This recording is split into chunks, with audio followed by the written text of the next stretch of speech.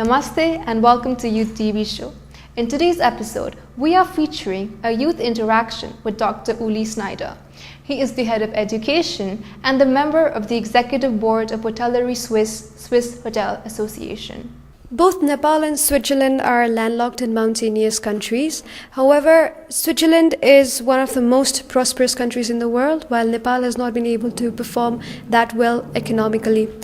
How do you think Nepal can achieve economic prosperity through tourism like Switzerland? Both Switzerland and Nepal have beautiful landscapes, as you just mentioned, and there are many people around the world who are interested to see such unspoiled, beautiful landscapes. What has to be here is a touristic infrastructure that these people can travel, but that has already been established in Nepal.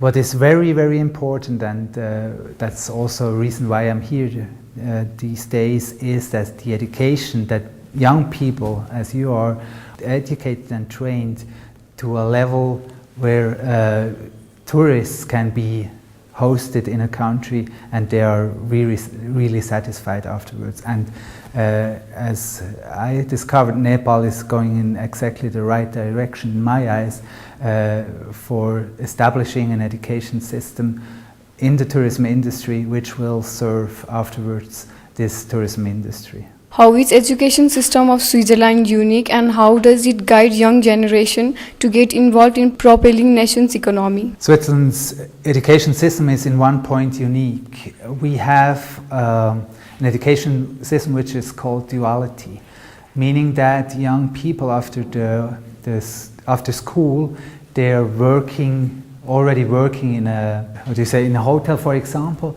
but they're going to school for 1 or 2 days during the week. So there are, on 3 days they are in the company, and on the other 2 days or 1 day, it depends a bit what are they trained in, they are going to school. And that's, young people are already in a young age included in the company's daily life, but they still are trained in a school. And Germany has that to some extent too, but otherwise it is quite unique in the world, this duality system, where you really learn from an early stage of your age already to work in a company, but you still have the possibility to reflect the practical things you learn in the company during the school time.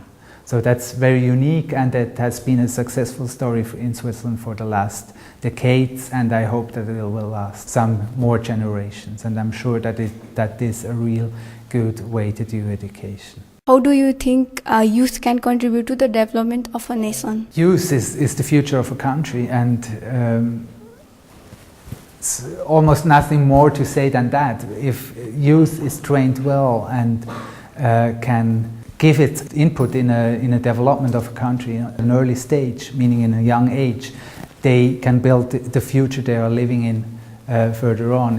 What are the challenges as well as advantages you face as a young and successful professional in leading position? The challenges you have nowadays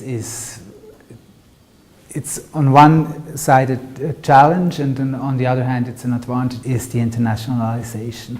I think globalization has brought many advantages, but on the other hand also challenges, and I think we have to take care that global world being one country these are sentences you often hear, but I'm not sure if that's the only way to go. So you have to take care of where you come from, to consider always how you were brought up, and having these keeping these special feelings in mind.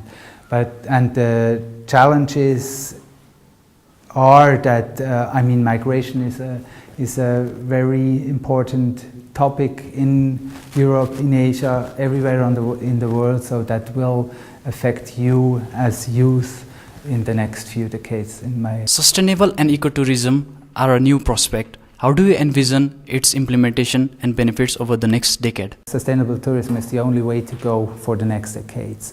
And there it is very, very important that local communities can have their share in this development. That will be the most critical point in my eyes. If local communities can participate in the development, it will be a sustainable development. Otherwise, it will not be sustainable. And as far as I know, the sustainable market, or the market for sustainable tourism, is growing very fast. And one has to pay attention that it is not growing too fast and leaving those who are weaker behind. So. In my eyes, it is all about communicating with the local communities and developing, for example, a new hotel feature together with the local community. What, according to you, are the most important qualities that a successful and responsible person must have? First of all, it is the willing to lifelong learning. Never have the image having seen or having known everything, so always being aware that you learn your lifelong. That's a very important point. On the other hand, you have to have empathy to work with your team, to create a team spirit, and to know that together we are always stronger than someone alone. I think these are the two most important points one should have if he or she wants to become a leader in for example, tourism hospitality. With this, we have come to the end of today's episode. We will be back next week with a new episode. Have a nice week. Namaste.